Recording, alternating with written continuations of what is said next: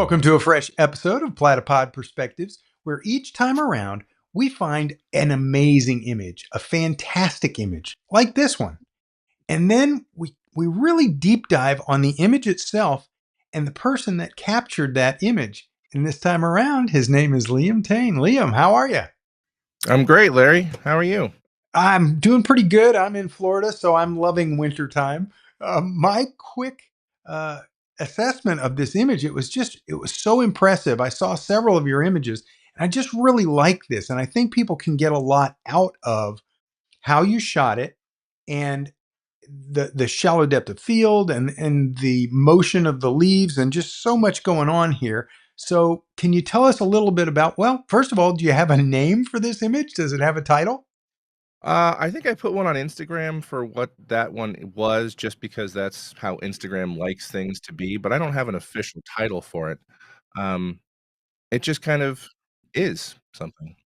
All right. Well, let's jump in and look at the image. How Mhm. did you set up to take this image, camera lenses, settings, things like that? So for this one, um, I shoot almost everything these days with my Nikon. I've got a Z7 II. This particular image, I used an 85 1.8, and I shot this at 1.8. Just because I wanted the focus to be on the actual models themselves. And I think this one, it's a cloudy day, so the ISO is relatively low. My shutter speed, and this is the thing that I've gotten some comments on when I've been talking to my friends about it.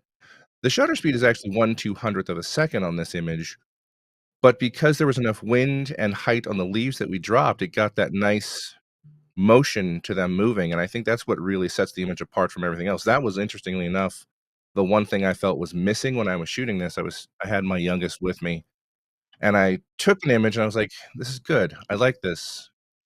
We're missing something." And I was looking around, and I was like, "We need leaves. We need leaves." So I had him go, and he actually gathered up handfuls and handfuls of leaves.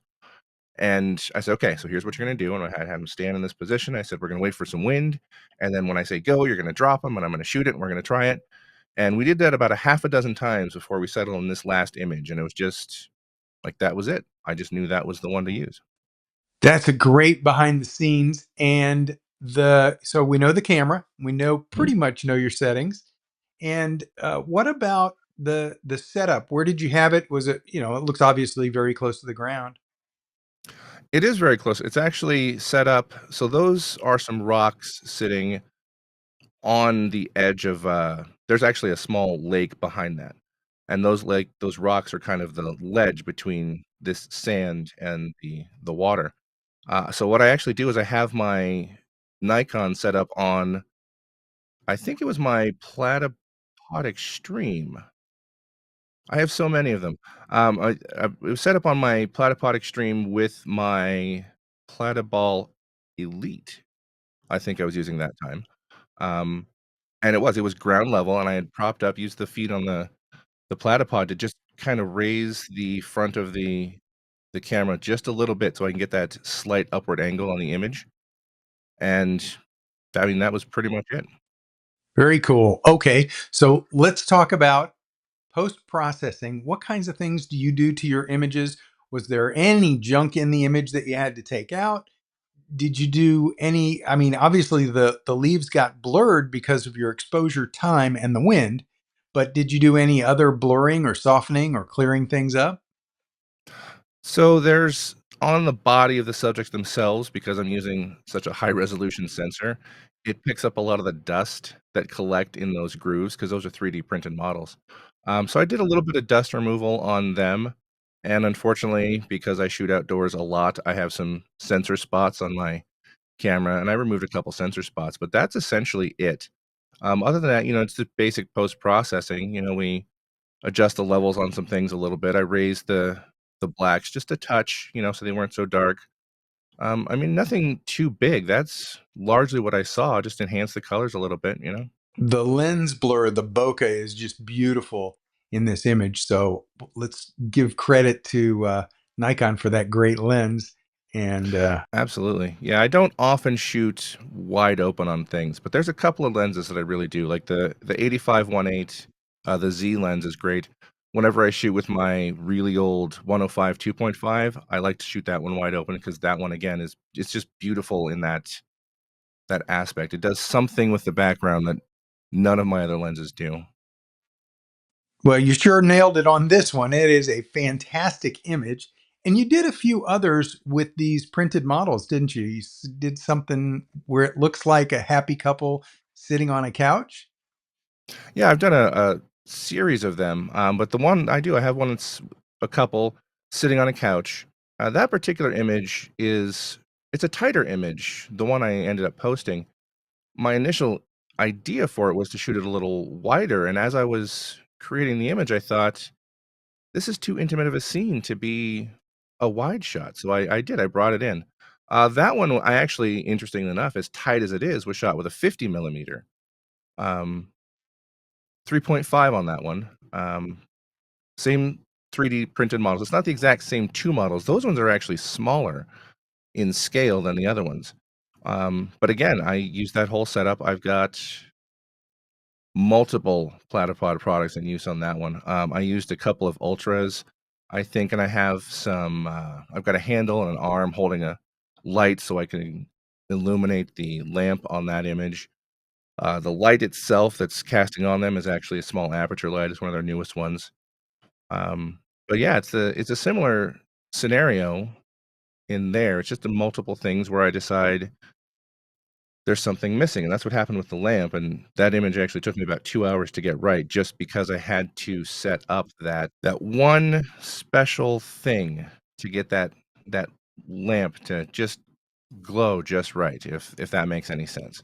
Yeah, well, Um you definitely nailed it. It looks very cool. And by the way, I want to talk to our home audience real quick. And I just want to say if you're learning like I'm learning and you get something out of these things, make sure you like and subscribe and share this video with your friends. So, Liam, these 3D printed models, Mhm. are you like into that? Did you have somebody do it for you? Do you buy the template from someplace? Is this something that somebody else could get into? So yeah, I've been 3D printing things for about 10 years now.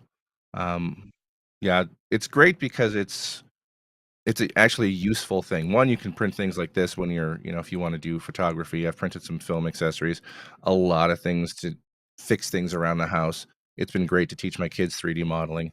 But these particular models were actually done by somebody.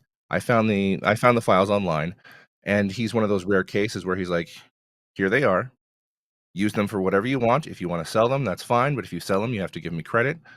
So I've printed about 2 dozen of these particular models in various colors and sizes just to use for these projects. That is very cool. And are they? I'm guessing they're full motion little models, so you can actually move the pieces and parts around. Yeah, these are great. They're very similar to the artist dummies that you've seen, the wooden ones. Um, and initially I had thought about using those, but then when I saw these models, like these are just better. They're a little more human. But they are incredibly articulated. They have almost the same range of motion as a human being would have, with a few exceptions. Like if you try to cross their arms, it's a little harder, of course. But yeah, I mean, the way the hips, the arms, the legs, the knees, the feet, everything moves very similarly to a human being. So if you are careful enough and put in enough time, you can finesse them into just about any position you would like you can see with the image on the couch. That took me that took me a solid half an hour to get just right because of how I wanted the arm to be around the shoulder and kind of down and have the faces looking in certain directions and the arm on the couch. So, but yeah, if you're willing to put in the time, you can get just about any pose from these that you would with a human subject. That is very cool. Now, I do not own a 3D printer, and I'm curious what would you recommend if somebody doesn't have a 3D printer and they want to get a hold of something like this? So there's lots of services online you can use. You can go to them and say, this is the file I want printed. Here's the material I would like, and you just pay for those services. This particular model you can find versions of on places like Etsy, on Amazon. of varying quality, of course. It just depends upon who makes the item. Or if you wanna reach out to the maker themselves, I found these on printables, I believe. If you just search for Dummy 13, they come up. I'm sure that somebody out there would print them, and depending upon where you live, there might even be a maker space where you can just go and take the files and say, "Okay, I don't know anything about 3D printing. I have these files. Can you help me?" And do it that way. Yeah, there is some place like that where I live. Very cool. And thanks for the extra insight. I don't think a lot of us I'm sure learning an awful lot from all of this. Liam, how can people find out more about you, see your work, learn from you? Do you have any workshops or anything like that you do? I don't generally do workshops. People have been asking me for a while now. It's like, "I love what you do. Can you teach me to do it?" And I was like, "I can, but I'd feel guilty charging you for it because I feel like this is just a thing that I just love doing it, and I just wanna share it with people." If somebody wants a workshop, hop on my website, send me an email, I'll see what I can work out for you. Freneticfox.photos, or you can check me out on Instagram at freneticphotos and see if, the work is something that you'd like to learn how to do. Very cool. Liam Tain, thank you so much for sharing. Thanks for the instruction and showing us how to do these things and giving us access to some resources we don't always know about. That was very cool stuff from Liam.